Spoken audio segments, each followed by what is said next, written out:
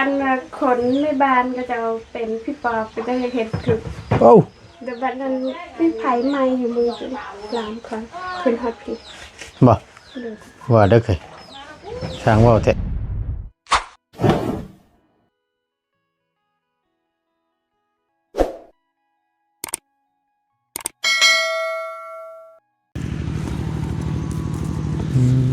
จะเหมือนงามเนาะพี่น้องเล็ดอันออมจะกับเขียนในคักจะได้ในพักอันนี้แต่ที่มันอันพักอย่างพี่น้องบ่ตูนก็ลืมชื่อเพิ่นแหละเพิ่นสิมักออมจะกับคบกับเขียนหรอกเนาะบ่ว่าอยู่ฝั่งไทยมีบ่หรือว่าจังใดพักแบบสิพี่น้องเลยเอาพบเจอกันกับบ่ตูนช่วงแรงๆเด้อพี่น้องเด้อเนาะบ่ตูนลงมาฮอดจอดถึงเป็นที่เรียบร้อยเนาะขึ้นไปเก็บงานอยู่ทางเชฟโปนบตูนก็เลยซื้อปลากระตงกระแตะปลากระจงกระจาดให้กับน้องวายเพื่อนพี่น้องไงตั้งแต่พุ่นแหละแต่ล้นเติบเลยพอดีช่วงนั้นทั้งบตูนก็ยากติดเวียกติดงานทั้งพี่แน่ก็เลยบ่ได้ขึ้นไปในช่วงนั้นเนาะมารอบนี้บตูนขึ้นไปแล้วก็เก็บงานแล้วเป็นที่เรียบร้อยเนาะพอดีทั้งบตูนสิแวะเข้าไปหาทั้งน้องเพิ่นก่อนพี่น้องเอ้ยเป็นจังใดแน่เนาะค้าขายขายเครื่องขายของเพิ่นสิเป็นอะไรแน่ทางบ่ตูนสิเข้าไปอัปเดตเบิ่งก่อนเนาะเอาก่อนอื่นพี่น้องเอ้ยกราบสำบายดีและสวัสดีพ่อแม่พี่น้องเบิดสุขุสุคนเด้อพี่น้องเด้อบ่ว่าสิอยู่ในและก็ต่างประเทศก็ยินดีต้อนรับเข้าสู่ช่องประธานป้อง Channel คือเก่าเนาะขอบบุญขอบคุณหลายๆทางพ่อแม่พี่น้อง FC ที่คอยเป็นกำลังแห่งใจและให้ความคิดความอ่านคอมเมนต์กันต่างๆนานาเข้ามาเนาะกะให้คำแนะนำให้คำนู่นนี่นั่นพี่น้องเอ้ยแล้วก็ซัพพอร์ตทั้งบ่ตูนเบิ่งคลิปให้โดยบ่ข้ามโฆษณาเนาะเป็นกำลังแห่งใจให้ตั้งแต่ต้นจนมาฮอดปัจจุบันนี้เนาะขอบบุญขอบคุณหลายๆเด้อทั้งบ่ตูนก็ได้เนาะบ่มีหยังพี่น้องเอ้ยมีแต่คำอวยพรอวยชัยแล้วก็ถ่ายคลิปเนาะให้พ่อแม่พี่น้อง FC ได้เบิ่งได้รับชมเนาะในการเป็นอยู่แต่ละครอบครัวว่าสั้นช้าพี่น้องไปบ่ว่าหลายใหญ่ห้างทั้งบ่ตูนสิเข้าไปเยี่ยมไปยามเบิ่งก่อนเนาะก็ถือว่าหลายมื้อเติบแล้วน้องเพิ่นค้าขายเครื่องก็ได้เนาะสิเป็นอะไรนี่เดี๋ยวบ่ตูนก็สิเข้าไปเบิ่งพาพี่พาน้องพา FC เข้าไปเบิ่งนํกันเนาะ FC ก็ว่าโอ้ยบ่ตูนเด้อว่าซั่นแต่บ่ตูนบ่ได้เข้าไปนี่มันก็บ่ได้ยินเสียงหัวน้องกึแล้วว่าซั่นเนาะก็มาพี่น้องเอ้ยก็นานๆเฮาก็สิมาที่นะเนาะไปบ่อะไรใหญ่ห้างเดี๋ยวมันสิค่ำสิมืดพี่น้องเอ้ยพุ่นแหละเนาะเจอกันอยู่ในบ่ในตัวดีพี่น้องนึกจังใดแน่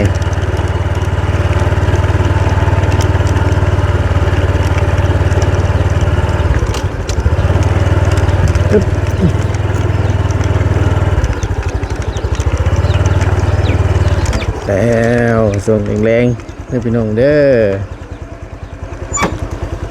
อย่างเด้อเนาะคนกลุ่มๆอยู่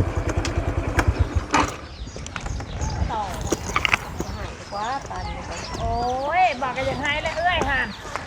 ยังน่ะยังโตแม่ชอบโตซื้อหมูบ่แม่ตัวแม่ก็ให้ดีกว่าไม่ได้ตัวแม่มันต่อแต่กีเจอตัวกีเอาไว้เห็ดใหญ่เอ้ยตัวดึงพอหลอกบอกกับปันให้นะทำอะไรโตพอหลอมด้วยตัวจะชกด้วยหมูชอบโตซื้อหมูบ่ซื้อหมูไปเลี้ยงบ่ไปขอเมียโอ้ขอเมียให้ลูกชายว้าวคักแล้วฉันเนาะเอาเมียบ้านใดนั่นลูกชายนั่นตัวเองนี่แหละโอ้บ้านเดียวกันก็เลยมาอยากได้หมูโอ้ยเนาะเดืออยู่ตัวเดียวหมูเพิ่นก็ได้เลื่อนก็ไม่รู้มันใหญ่กระดกนี่มันใหญ่เกินใหญ่เลยหมูทุบจนซ้ำกระถางหน้ามันอะไรเลยมีอุ้ยตายแล้วนี่จะหายไปดิใช่ผมแข่งกันด้วยใช่หาเลาะเบิ้งเนาะผมแข่งเอาบรรยากาศช่วงแรงๆเด้อพี่น้องเด้อเนาะเป็นได้ปลูกพักปลูกกันนั่นเพิ่นตายไปน้ำ อืม ตัวตายตัวเป็นตัวตายปลูกเริ่ม ปลูกไม้น้ำมันนี่เนาะ แม่น ติดเด้นั่นน่ะงามซับ แล้วผู้ติดตัวตายไปตายน้ ตัวตายตัวบ่เนาะสบายดีเด้อใช้ทั้งอันเจ้เฮาไปทั้งใดแหละ ำอยู่ในห้าง โอ้ไปใจบ่ได้ดอกเพิ่นเดี๋ยวนี้เนาะขายเครื่องพี่น้องเอ้ย ช่วงหนึงแรงเนาะ 6แสน นึ่งเดือนตัวเดียวอะเนาะนั่นน่ะ กว่า อืมอยากได้หมูว่าซั่นไปเอ็นนั่นพี่น้องเอ้ย บอกเขาให้เอาเป็นให้ช่างลูก อืม ลูกแม่ก็จะบอกไว้ ฝากกันเต็มอยู่ในพุ่นน่ะเนาะมันเหมาะแล้วบรรยากาศพี่น้องเอ้ยให้เฮ้ยนอนตุ้มกระจูดอยู่นี่บ่เก้อใครล่ะนี่ น้องคนเป็นไทย เอ้าคนไหนน่ะ ไทย เออน้องไทยสบายดี เป็นแล้วจังมือเลยน่ะ ก็หาเป็นมาหนึ่ง เป็นมื้อนี้อืมโอ้ยเนาะอากาศมันแปรปรวนคือว่าหั่นแหละพักใช้พักกันอยู่ใช้เมื่อกี้นี่คือบ่เห็น มีไร ดีอยู่ในโอ้อยู่กับไฟนั่นน่ะอยู่กับน้องหมู่เห็นพากันลักกินขนมอยู่ในผู้ประจักษ์อันนั้นน่ะบ่เฮ้ย ดีเลยนะ สบายดีใช้บุญปอนน่ะเศร้าแล้วบ่เป็นไข้เรียบร้อยแล้ว เช้าแล้วแต่ยังคือหมก ยังกินมกย่อยอยู่อืมบ่ติแล้วเฮ็ดได้ใส่กินยาไปนำนั่นแหละเดี๋ยวก็เศร้าเออโอ้ยเนาะมันหดเหมาะไอ้แท้ขึ้นมานี่มันอุ่นชุยๆเนาะเว้ยเนาะเหมือนคือนี่นอนรับเป็นตะไดตื่นแล้วจักอันนี้บ่ได้นอนบ่ยันหวานอนบ่รับหนาวบ่ยันลูกค้ามาโอ้ยเนาะมาเพิ่นเกินฉันตัว เดี๋ยวกะเอิญเลย นะไผบ่กล้าเอิ้นลูกค้านะ น้อยเลย ผวนแล้วคักเลยนั่นนี่บุญปอนผวน ถูกยาถูกยาวะ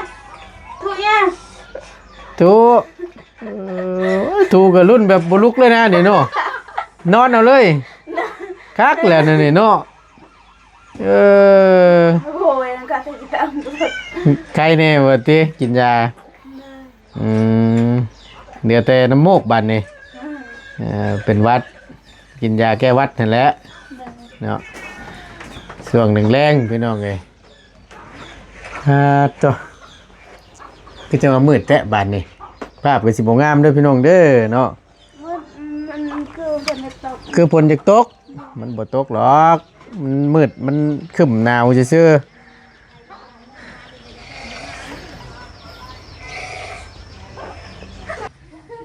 มาเฮ็ดในนี่สุกินแน่ยังบ่ได้ชิมมึงอยู่นี่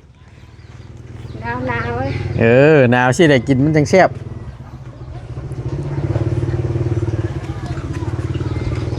บ่ตูนได้ชิมละมื้อนั้นพี่น้องเอ้ยอันที่ว่าอันปั่นเพิ่นจะกินน้ำแข็งใส่จะกินน้ำแข็งใส่ แข็งใจคือเห็ดอุเบก เอาแล้วสั่งก็แทะบัน ฝุ่น นะ ๆเฮ้ยตาต้องแข็งใจปลาเทียมไหนแหวะปลาเทียมไป เว้าไป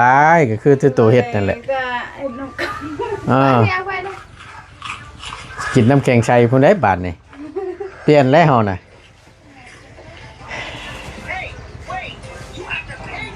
คักเลยเนาะ อยู่ไหม ไม่ยอมลุกเลยพี่น้องเอ้ยเอ้ยหยอดไปได้เติบเราก็ได้ อยู่ไหมเนี่ย ทำไมกบ นั่นนี่กำลังติดโทรศัพท์นะบ่ว่าไฟ ทำไมกบ เนี่ยเป็นไปเป็นทางได้ เป็นได้คือจังว่าเห็นเงินงบก้อนแรกได้เท่าไหร่เนี่ยก็เห็นทาง อะไรก็ เห็นทางลุงหนวดว่าจะเท่าไหร่ก็แต่นะ ร้านหนึ่ง นั่นนึงแต่จริงมันแล้วก็คือว่าอันแหละก็บ่จักกันนั่นดอกพี่น้องไอ้ประตูนก็บ่อยากทายว่าซั่นซะอันโตที่ว่าเรื่อง ได้เงินได้คำนะแต่มันก็มันจังหน่อยเป็นเห็นว่าป้าตัวมีเงินได้เซ็ตคือนี่สิไปปล้นนะบ่แห้งแน่นน่ะแม่จริงๆได้ไอ้ มีใบ 2,000 บาทนะ แม่ดีแล้วมีใบน้อยใบยังแล้วไว้ มีใบสำคัญใบพันหนึ่ง เอากระเทียม ถ้าเป็นใบใหญ่ถึงคัก เอาถือแล้วล่ะเอาเลขใบน้อยใบยังไว้เอาเพื่อว่าเพิ่นมาซื้อได้มาซื้อมันยังมีแต่ว่าให้ระวังดีๆเด้อกระเป๋ากระถางเงินกระถางคำนั่นพี่น้องเพิ่นก็เป็นห่วงอยู่สมมันต้องมีถุงตัวน่ะนี่นะทงต้นไม้มีถุงไฟพูนทงเกิดใช่พูน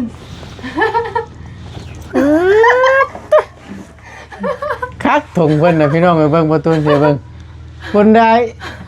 ปานเพิ่นสิไปเที่ยวงานโว้ยเนาะว่าแบบถุงเฮามันได้ลายถุงอันนี้เอาแบบว่าถุงคัดเอวก็ได้จังซี่นะบ่มีแบบมีลายถุงลายซิปปะนะฮีดมี30ตัวนี้มันคล้ายๆกระเป๋าสิไปเที่ยวงานอันนี้กูบ่กล้าพายออกไปนอกกุญแจโอ้ยดึงง่ายแล้วนี่น่ะเมื่อนะว่าดอกเอาตัวนั้นน่ะดีที่สุดแหละไปซื้อเครื่องบ่พายกุญแจไม่ค่าเศร้าขายเพิ่นมักหรอกอันแบบว่าเพิ่นคัดใส่แอวแล้วก็แยกบ่ได้ขัดก็ได้แบบทงแบบใหญ่ธรรมดาก็ได้พายเนาะพายสวัสดิ์ยังเอาได้แล้วกันนั่นก็ได้กินข้าวแล้วป่ะกินแล้วได้ยังกินกินกระปูยังปูแรงนี่ปูหน้าเลยทำไงมันไปขุดแล้วก็แกงใส่ผักผักกาดโอ้คักนั่นน่ะแซ่บนั่นน่ะมีแต่ผักไอ้ต้อยมีแต่ผักไอ้ต้อยเลยห่วยกูพูดทางไงมันขุดได้เลยเดียวอันกบเขียดบ่ได้เนี่ยบ่กบได้ตัวหนึ่งแต่ไม่ได้ใช้ไม่ได้กินกบก็ว่าแล้วบ่ได้กินเนาะโอ้ยมันก็แซ่บเหมือนกันแหละมีว่าง่ายแกงกระปูใส่กระพักจบแซ่บเฉยตอนหิวมันแซ่บกินดีแล้วว่าแซ่บว่าอีกว่าเนาะยังคือกันเลยกินดีมเลยก็คือบ่แซ่บแหละตรงนี้เพิ่นอิ่มเลยดิตอนกินนั้นผักที่ซื้อแซ่บได้เหรอกับปูแรงเพิ่นมาขายอยู่บ่เดี๋ยวนี้บ่ได้มีบ่ไม่เห็นปานใดเนี่ยนะเพิ่นไปหาขุดมาขายนะอีกชื่อเป็นนั้นน่ะพี่น้องไอ้ขั่วหรือว่าเฮานึ่งเอานะแซ่บก็มันไข่ก่อมันนี่นะเด้อเพ่เฮ้ยใช้น้ำแข็งใส่เฮาน่ะเราไปทางใดเถอะเอ้ามันก็บ่ได้กินเทื่อแล้วตายแล้วลูกค้ามาซื้อเครื่องเพิ่นไปทางใดละบาดนี่สรุปแล้วนี่ไผเป็นคนเฮ็ดน่ะถามน้องเพิ่นตัวได้ซะแกจะน้ำปั่นโอ้ยตอนนี้มันก็ต้องให้ครบด้วยน้องเอ้ยบ่ได้เด้เทื่อบัดมารถทั้งเงินน้ำปั่นทั้งน้ำแข็งใส่รถบ่แห้งนั่นน่ะมาสิลองเบิ่งพี่น้องเอ้ยบาดนี้บ่ตูนสิซิมตัวนี้ได้บาดนี้เอาลองมึงดู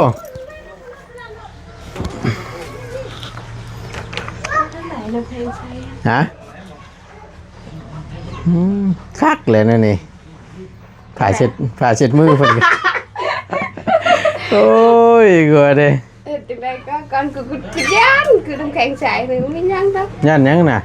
ย่านไผจะสิเอาบ่ได้ห่วยเอาจับเจือได้เฮ้ยบ่ได้เด้เห็นว่ากันเนาะเนี่ยรถเพิ่นไปเอาไม้ติ้วมาน่ะพี่น้อง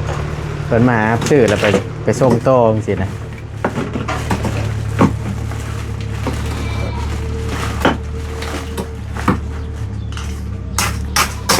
โอ้ขึ้นโค้งแล้วหรือบ่จังเฮือนไม่ตู้ใหญ่ใจดีเฮาเนาะมีแต่โค้งเล็กเลยพี่น้องเฮือนเราก็ได้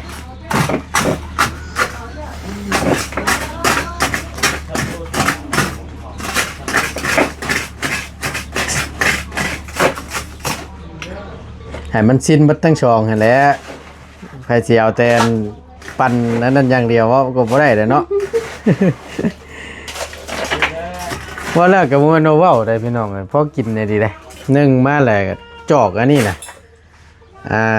บ่แม่นว่าเว้าหรอกแถวพุ่นน่ะ 10,000 ได้แต่อันนี้ยัง5,000กีบนึงก็สิว่านะ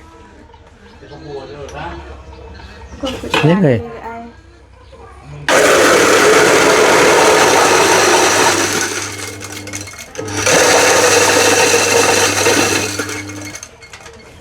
รับไหม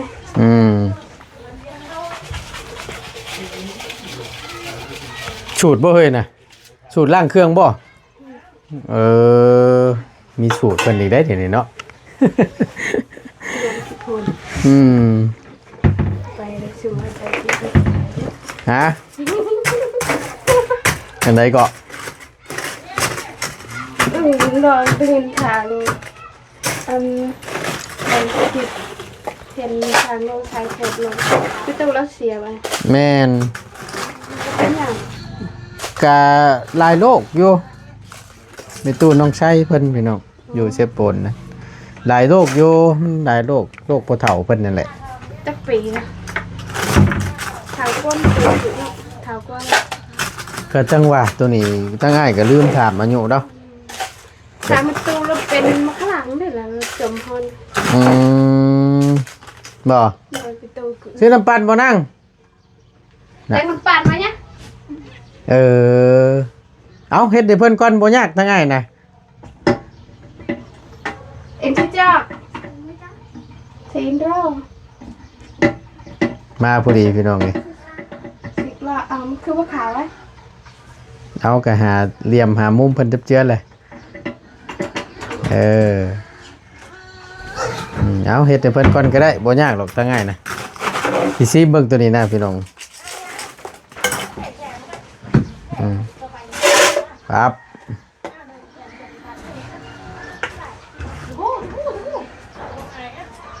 เดี๋ยวไปตัวเมื่อกี้พร้อม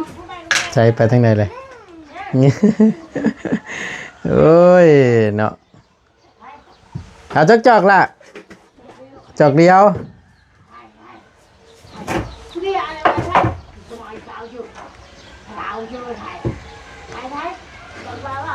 บวงหนึ่งบ่เกินนั่นเอาเฮ็ดให้เพิ่นก่อนก็ได้บ่เนี่ย เปิดเห็นปะ แมนปิดเลยบ่ บ่ปิดก็ได้อะ บ่ยันวะจักบวงตัวน้ำเสื่อมเพิ่นจักจองสองจอง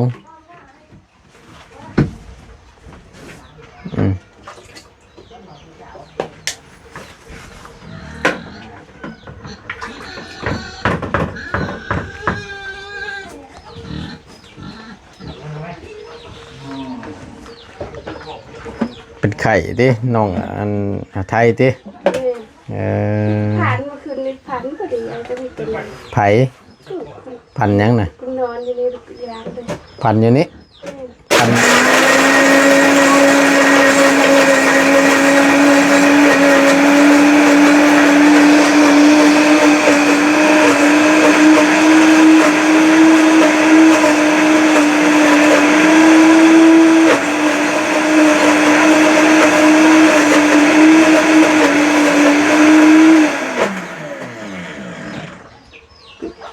พันว่า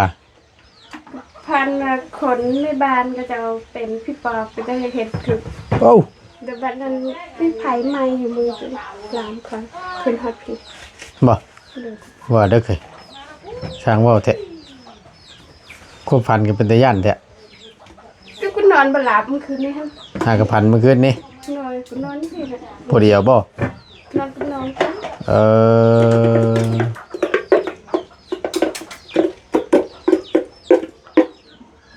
ช่างว่าแท้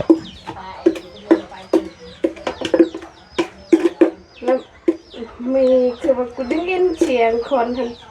แต่ว่าเอากูไม่รู้ผ่าอะไรนั่นได้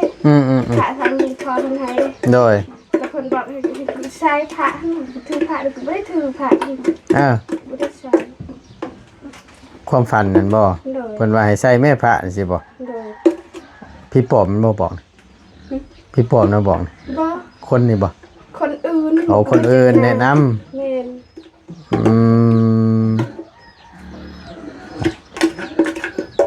อัน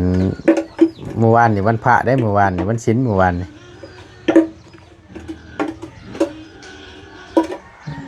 สั่งป่าเนาะ บ่เคยผ่านจะเทื่อได้บ่เลย บ่เป็นตาย่านแท้ ถ้าเราผ่านครั้งแรกเป็นนอนอาหาร เออ ทางไผใหม่มึง ไผน่ะใหม่มือ เลย ใหม่แล้วก็ล่างว่าชอกพี่ ลามหอบทีเลย โตได้เฮ็ดได้ปานนี้ คือเมื่อก่อนกูตื่นก่อนแล้วก็บ่ฮู้จะเป็นจังได๋ เนาะสร้างว่าแท้ใช่อีหล่าเพิ่นน่ะนางเอ้ยใช่คือบ่เห็นเฮ้ย และไม่พร้อม มาเราเบาสิเรียงนี่มา จะเอ็ดได้ยังมาเจอกูได้ ใช่เลยไปยังไงเลย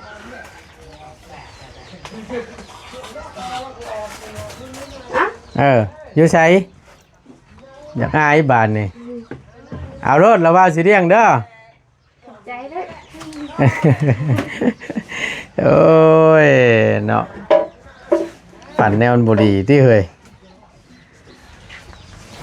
เอากะความฝันเนาะ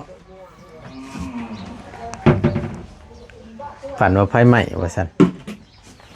ตื่นมายามเช้าแล้วก็ไปเข้าห้องน้ำแล้วก็ปัดออกรถเลยจมออก ตื่นเช้ามาคือบ่ได้ไปสักที ว่า เพราะคุณได้ทำงานกัน เออ ทำงานเป็นเขาก็มีวันดี เออ เลยอยู่ อืมปั่นจักจอกเห็นนะ จักเดียวผู้เดียนบ่พอ บ่แล้วเห็ดขายปกติเห็นแล้วเนาะเห็ดลายขาดทุนได้สิบอกให้ ลูกค้าคนหนึงได้ก็ได้บ่ได้พี่น้องเอ้ย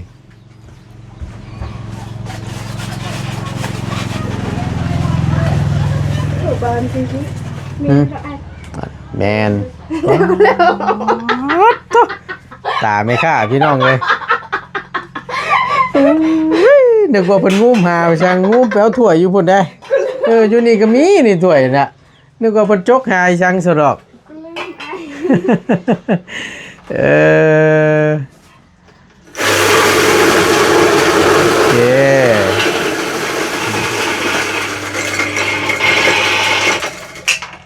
แต่ครบ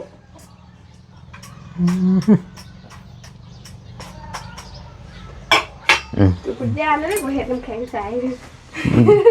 ตื่นบ่ แม่น ตื่นนั่น พอว่าไอ้ทำนี่เพิ่มไหม ฮะเอาแบบใครตัวปกติเห็นแล้วบ่ยากหรอกไงน่ะให้ลายแห่งถึกใจแล้วเนาะ ปันรถ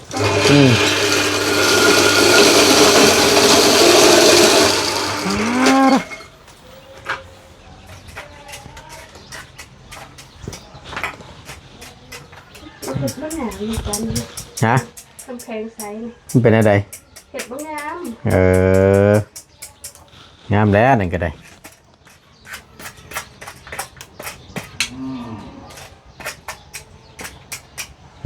ได้แล้วถ้วยบางใหญ่เนาะโอ้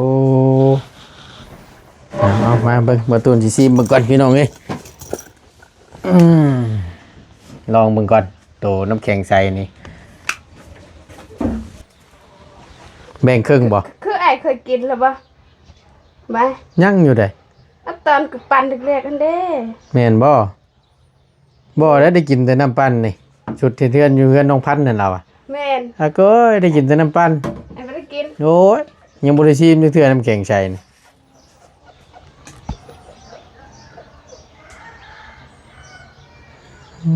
สิบ่ขึ้นตาบ่เฮ้ยบาดนี่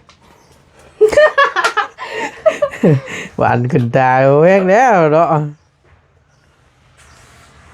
นมมันตามะลิซับจะ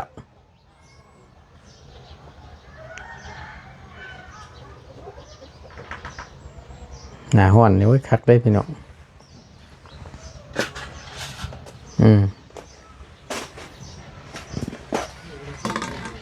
บ่ได้มีหมดขึ้นแล้วว่า เนี่ย บ่ได้มีหมดขึ้นแล้วว่าโตะอิหยังกะ นม หมด หมุดบ่ได้มีหมุดขึ้นไต่ขึ้นหยังล่ะวะ ขึ้นแต่บัดนี้ แม่น บางมือก็เห็นอยู่ ก็ระวังนั่นแหละเด้อ ใช่ไหม ป้าตัวพี่น้องเอ้ยมึงนี่คักดีนี่เท่าไหร่ตัวนี้กะบ่เก็ ขาย5,000 5,000 แม่น ปักใหญ่เลยพี่น้องเอ้ย ขายเดี๋ยวจะมาซื้อสินะ อืม ขึ้นไหม เดี๋ยวจังค่อยว่ากันเนาะ โดย ปรับเปลี่ยนราคาจังอ่าให้มันอันนั้นก่อนให้ลูกค้าเพิ่นติดใจให้ลูกค้าเพิ่นแน่นหนาก่อนแล้วจังค่อยอันเปลี่ยนตึ๊บเบิ่งประตูซีเบิ่งก่อนพี่น้องโอ้ยคัก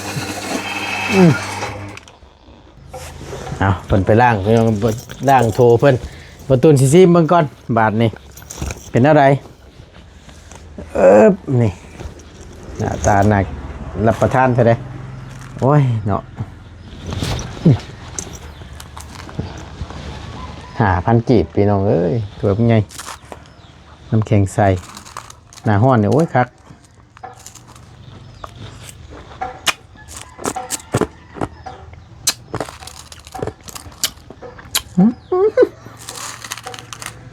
เย็นเขียวเท่าได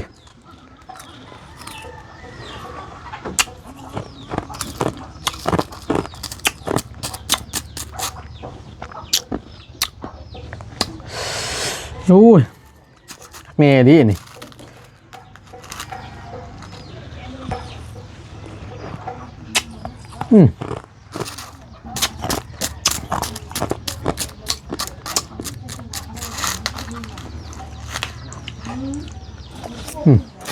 แซ่บลงนะ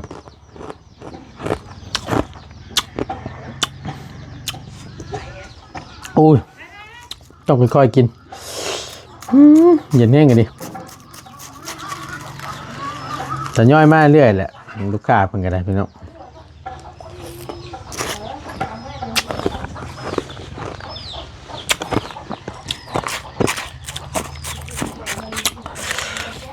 เดี๋ยวประตูจะมีน้ำน่องมาก่อนว่าจะไปหาเบิ่งเยี่ยมยามทั้งมีตู้6 ปีเพิ่นอยู่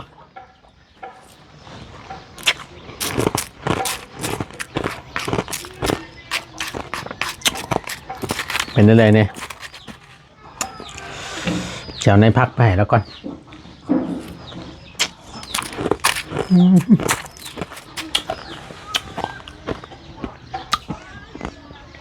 อ๋อเย็นเขียวดิ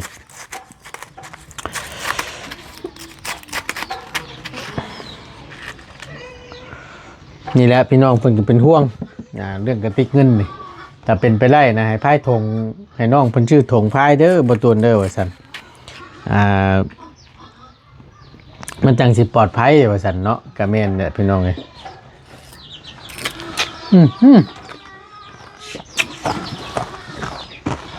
ร้อยกุตัวไหนวะเอามีให้ในจัก10 ห่อ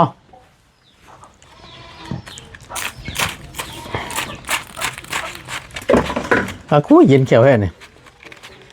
ใส่ทงเดียวเลยดีทงนอน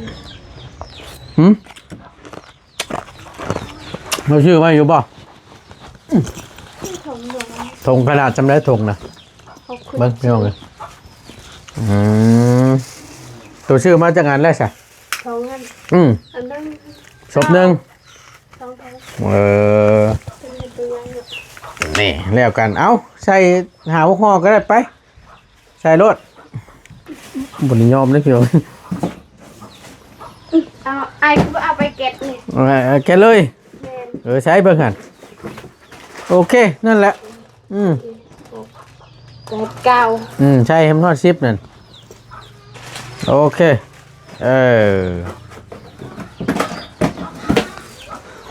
ห่อเท่าไร 3,000 ห่อ3,000 30ติ อะไรเบิ้งอ่ะ อะไรที่เขาจับ ได้รถตั้งใดก็ได้เบิดโอ้มีเพลงบันห่อละ3,000 3 ห่อ 9,000 6 ห่อ 18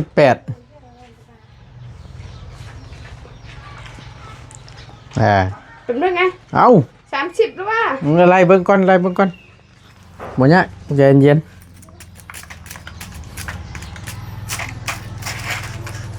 ห่อละ 3,000 10ห่อ 30อ่ะ 30 กูว่าด้วยล่ะ อืม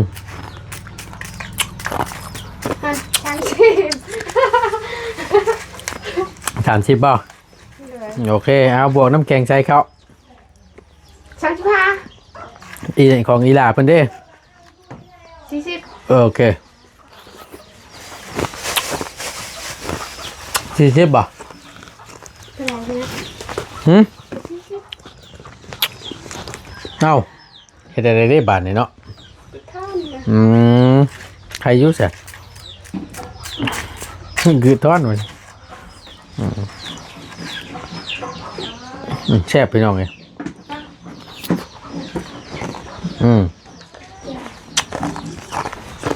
โอเคไปเดี๋ยวมันจะกลับสิมืดตั้งแต่จะไปเยี่ยมตั้งไม่ตู้อายุ6 ปีบนก่อนไปเยี่ยมยามแล้วก่อนโดยสบายดีละจะมีไปต้อนแล้วก่อนพี่น้องเลยโอเคพี่น้องทั้งบต้นก็จะได้ขอจบคลิปปิดคลิปก่อนเนาะสำหรับคลิปนี้ทั้งบต้นก็ต้องขอบคุณขอบคุณขอบใจทางFC หลายๆเด้อที่คอยเบิ่งคลิปให้เนาะโดยบ่ขามโฆษณาขอบคุณหลายๆอยู่ดีมีแฮงพี่น้องพบเจอกันคลิปหน้าสบายดีเด้อพี่น้องเด้อ